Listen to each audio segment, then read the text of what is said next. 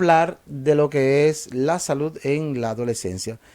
Doctora, bienvenida, este espacio es suyo. Muchas gracias, gracias siempre por la invitación, muy grata, y a los radios escuchas que están presentes aquí con nosotros en Civismo en Acción. Así es que vamos a entrar en materia de una vez porque está muy interesante el tema, ¿no? Es así, yo pienso que los padres, decía yo ahorita, deben estar muy atentos porque a veces no sabemos en qué momento, porque entendemos que solamente se debe llevar los niños por ejemplo, al pediatra cuando están muy pequeños, pero Así no, en es. la adolescencia inclusive hay que darle un seguimiento médico. En ese sentido, primero queremos definir a qué llamamos adolescencia, ¿no? Así es. Bueno, la adolescencia se define por parte de la Organización Mundial de la Salud como aquella etapa o fase de la vida que va de la niñez a la adultez. Está definida entre los 10 años hasta los 19 años más o menos. ¿Ok? Claro, un joven de 18 años todavía es Claro que adolescente, sí. aunque sea mayor de edad. Aunque sea mayor de edad, Ok. incluso. Luego vamos quizás a socializar sobre las etapas donde se habla de una adolescencia tardía hasta los 21 años. O sea que todavía es considerado un adolescente. En los hombres. Sí, porque que las mujeres maduramos, ¿verdad? Más tempranito. Pero realmente sí. Aunque la definición parece como que muy perfecta, ustedes saben que en esa fase, obviamente es una fase de muchos cambios, muchas inquietudes, catalogada incluso a veces como, entre comillas, problemática. O sea que aunque sea una definición, ay, qué lindo, de la niñez a la adultez. Pero el adolescente no se siente ni niño ni se siente adulto. Por eso es una etapa incluso de mucha confusión, realmente. Intermedio. Ujú. Sí, doctora, a veces bueno, uno va al médico de rutina, a veces cuando se le presenta alguna situación, quizás muy ocupado y todo esto, pero los adolescentes son los que menos se enferman. Así es. Incluso es considerada la población que menos asiste o menos asistencia médica requiere. Entonces, en ese sentido, ¿cuándo debo llevarlo? Porque aunque no se enferme, debo llevarlo. Claro, ¿Cuándo claro. llevarlo? Bueno, interesante pregunta, por supuesto. Obviamente, cuando está enfermo es la primera causa para Sí. llevar, pero las guías recomiendan que un adolescente debe verse al menos 2 veces al año con su médico de cabecera, ¿ok? Por lo menos 2 veces al año. Muchos padres utilizan, por ejemplo, antes del año escolar, como antes del inicio del año escolar, para llevar a los adolescentes a hacerse su chequeo médico. Más que chequeo médico, usualmente lo llevan para certificación médica, que es una de las cosas también por las cuales se lleva mucho al adolescente como tal. Enfermedades, chequeos de rutina, certificados médicos, pero no queremos como que se quede únicamente en eso, solamente en enfermedades y certificados, sino que realmente el padre se comprometa a llevar a su adolescente así como lo llevaba cuando era niño. Porque tú mencionaste algo muy interesante, cuando decía los niños suelen llevarse, ¿verdad?, a su Al médico pediatra. sí. Por ejemplo, aquí todos somos padres, ¿verdad? Cuando nosotros tenemos un recién nacido en casa, nadie duda en llevar a ese recién nacido a sus chequeos de rutina con su pediatra, a ocuparse de cuánto pesa, de su desarrollo, de si tiene las vacunas puestas. Entonces, a veces eso sucede porque como que la cultura de cuidado alrededor del recién nacido está muy bien establecida. No, y ¿Ok? que es una etapa de la vida muy delicada. Muy delicada. Sí. Sí. Pero ¿qué pasa? Si usted se esforzó tanto por cuidar a ese bebé en los primeros años de su vida, ¿por qué usted no mantiene ese cuidado y esa atención a lo largo del resto de su vida? Realmente. Porque ese niño que usted cuidó con tanto cuidado, se cuidó con tanta atención, debe mantenerla. Usted quiere que siga sano, ¿o no? Sí. Entonces es por eso que el adolescente debe recibir la atención. Así mismo como reciben los niños la atención, usted lo lleve regularmente al médico. Y entonces, en ese mismo orden de ideas, que el recién nacido, el bebé se lleva al pediatra, y el niño también, inclusive, en sus primeros años, un adolescente, ¿dónde debe ir? ¿Qué especialista? Bien, primero puede ir donde el médico pediatra y también puede asistir donde un médico familiar o médico de atención primaria, que es a lo que yo me dedico. Los pediatras están claramente entrenados para atender niños y atender adolescentes, pero llega un momento en que ese adolescente, de acuerdo a la etapa que se encuentre, pues ya va a requerir la atención de un médico familiar o de atención primaria. Ustedes saben que para un jovencito quizá de 15, 16 años, estar en una sala de espera con un niño de 2, de 5, no necesariamente es cómodo. Él mismo pide a la madre que lo lleve quizás ya a otro tipo de médico. Entonces, quiero en ese mismo orden hacer la pregunta, porque quizás no es un tema muy conocido. Específicamente, ¿en qué se centran como especialistas los médicos familiares? La pregunta que me hacen todos los días. Sí. Esa es una pregunta que realmente nos hacen diariamente y tenemos que contestarla en consulta cada rato. El médico familiar es lo que nosotros llamamos el médico de cabecera. ¿Ok?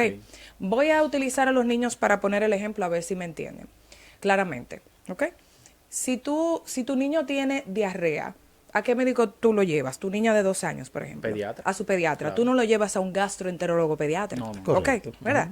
Si tu niña tiene gripe, ¿a dónde tú la llevas? Todo pediatra. Todo el A pediatra. su pediatra. Tú no la llevas a un neumólogo pediatra. El pediatra me la refiere. Porque el Sí. pediatra es el médico de cabecera de los niños. exacto. Entonces, Ok. así somos nosotros los médicos familiares. Somos los médicos de cabecera de las personas. Entonces, somos la puerta de entrada al sistema de salud. ¿Ok? Sí, Entonces, correcto. es una forma como de orientarlos en ese sentido. Entonces quiero hacerle, escúchame que Sí, sí, no. ¿qué diferencia existe entre el médico familiar y el médico general? Ok, médico general es todo aquel que se gradúa de medicina, ok, que dura sus 5 o 6 años de acuerdo a la universidad. Pero ya el médico familiar es un especialista, en cierto modo generalista, porque vemos de todo un poquito. Pero nuestra especialidad dura 4 años. Somos los médicos de un poquito de todo, digo yo, ok. Nosotros podemos ver niños, adolescentes, adultos mayores, embarazadas como tal, y el público, como vamos a decir que en general. Si tú vas, por ejemplo, a un internista, el internista puede ver un adulto, pero no te puede ver un niño o una embarazada como tal. Si vas a un pediatra, se define únicamente para los niños. Nosotros vemos todas las etapas de la vida de esa persona, por eso se dice médico familiar, desde que son niños hasta su edad adulta. Lo acompañamos en todo ese proceso. Yo tengo pacientes que empecé a ver cuando eran adolescentes de 13 años y ahora son médicos igual que yo. Colega, wow. me estoy delatando en edad casi aquí. Y pero usted sigue siendo su médico. Sigo siendo su médico Ok. y Qué probablemente bien, tengan qué bien. hijos y me lleven los hijos para evaluarlo. Y es realmente muy bonito Qué porque hay bien. una asociación ya en ese sentido y veo mamá, papá, abuela, o sea, tenemos como esa característica. Otra cosa que nos define es que también hacemos lo que llamamos visita domiciliaria. Nosotros atendemos a las personas en su hogar también. Tenemos esa parte. Que de hecho, la mayoría de la gente considera, de acuerdo al término, médico de cabecera, es porque son médicos domiciliarios.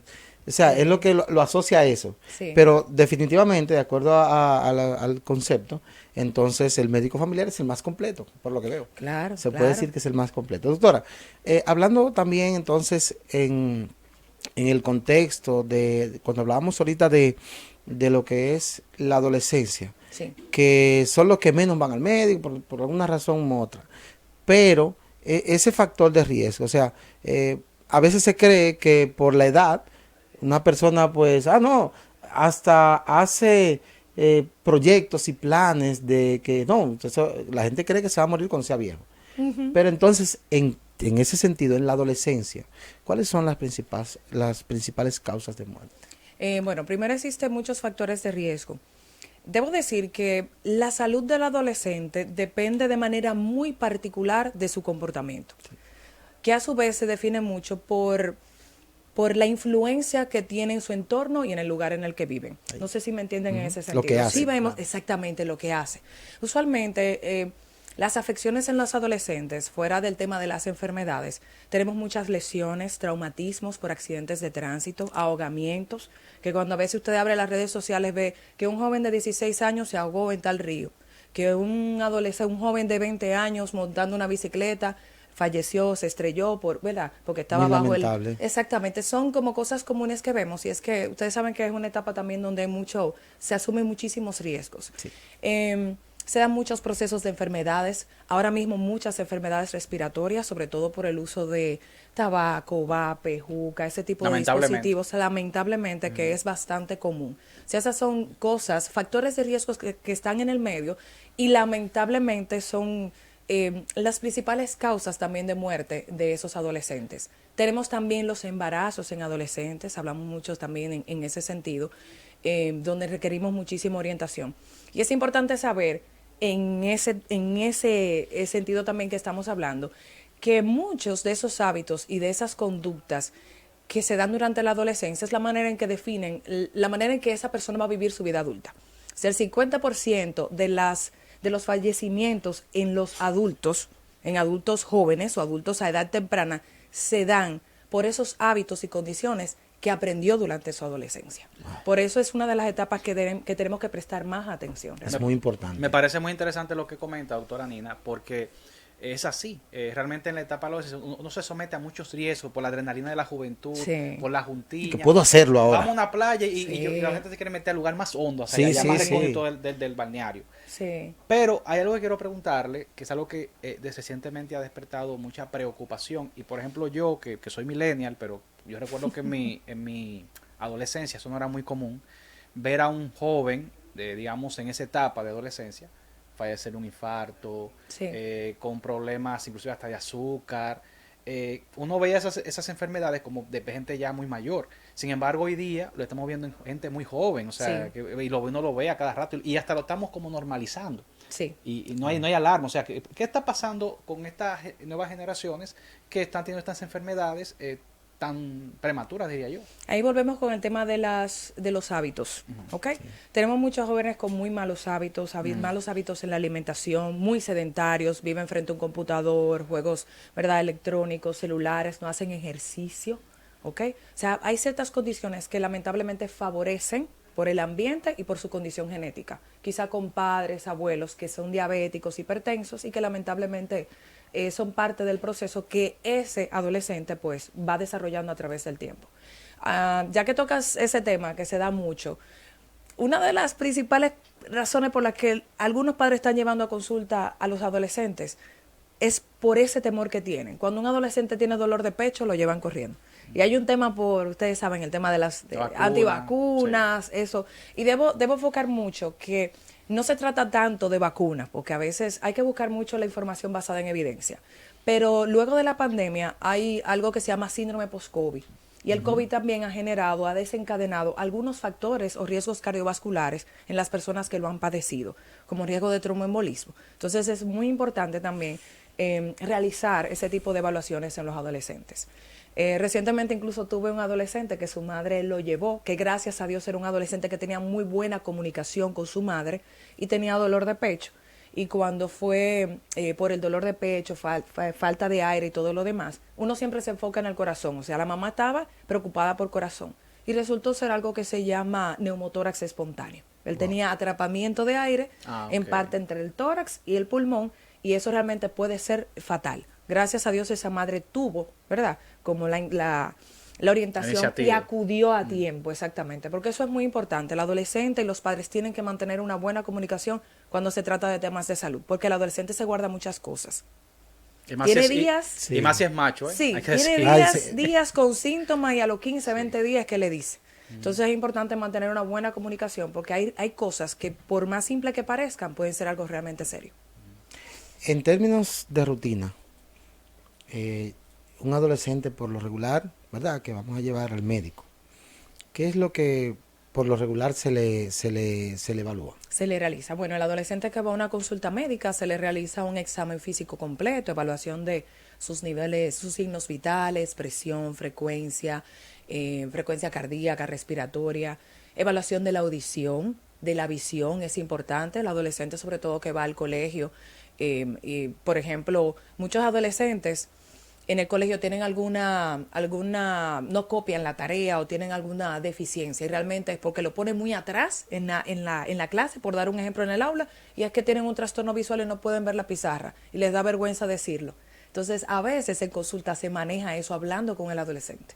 Entonces, la visión, la audición, la salud bucal es muy importante en el adolescente. Sí. Cada 6 meses se debe llevar al adolescente y a los niños a su limpieza y a su evaluación por parte odontológica.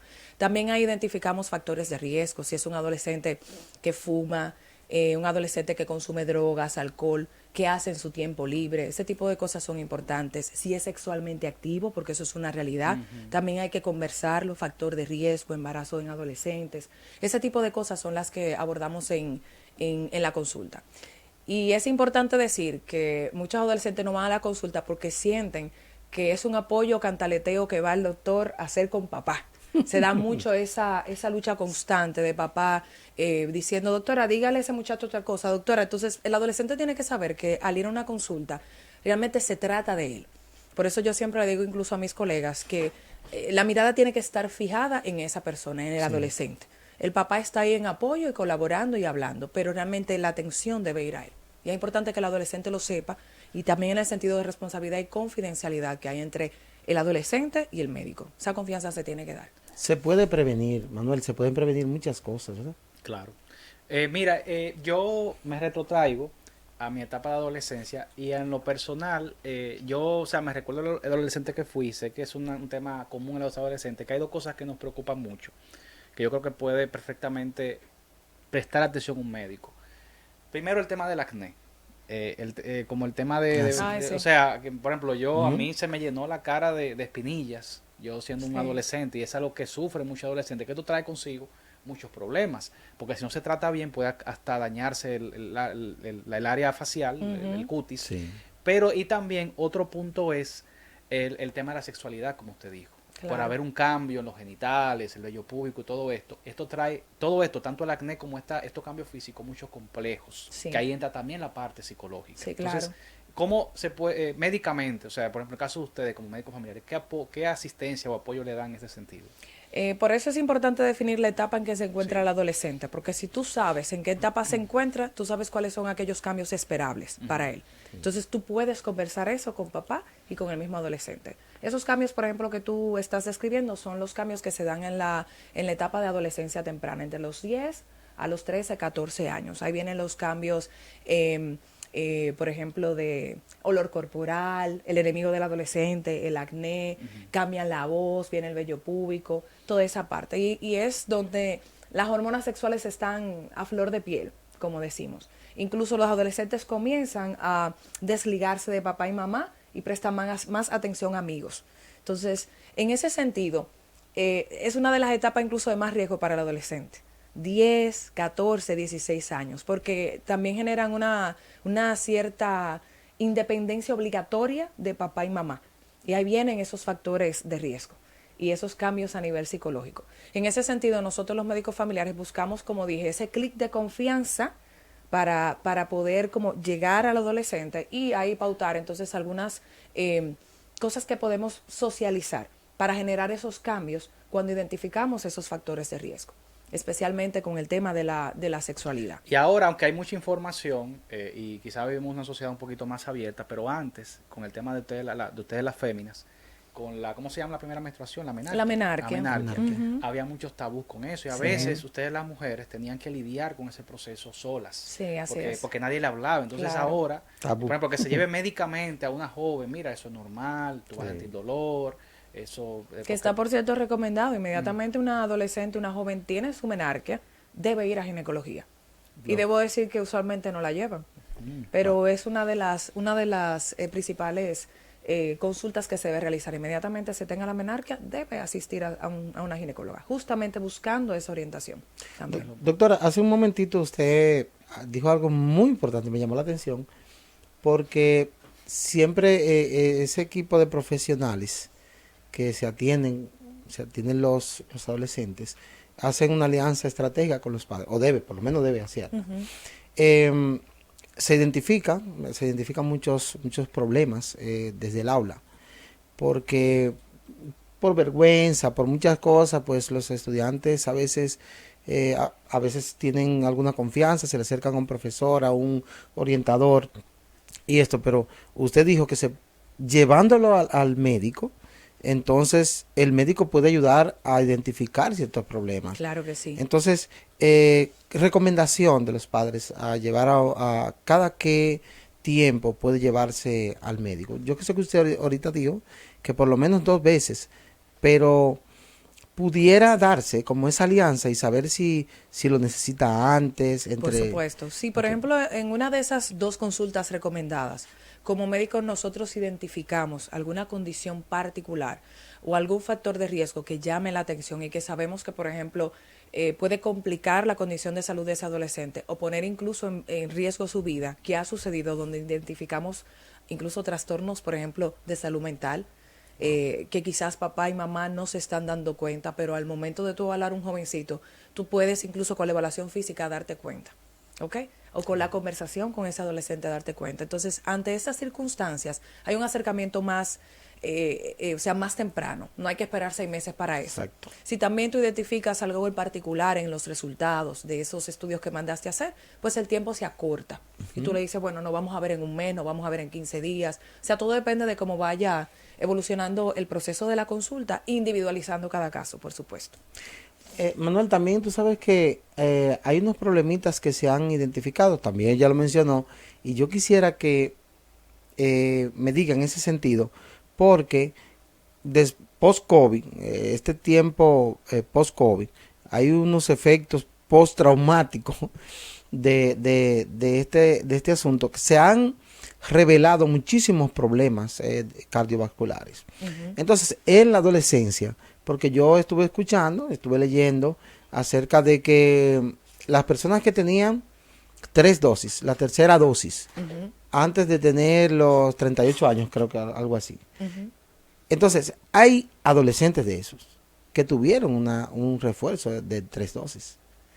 Por el tema de la escuela, los mismos maestros tuvieron que ponerse una tercera dosis. Pero, ¿qué tanto ha sido que se ha revelado esto en los adolescentes? O si realmente ha sido tanto que se ha destapado en la adolescencia. Pero te refieres a la relación de esos eventos con el Sí, tema sí. de la vacunación como Claro, tal. claro. Bueno, en sí no existe una evidencia de que por cierta cantidad de dosis puedan haber eventos particulares. Ok.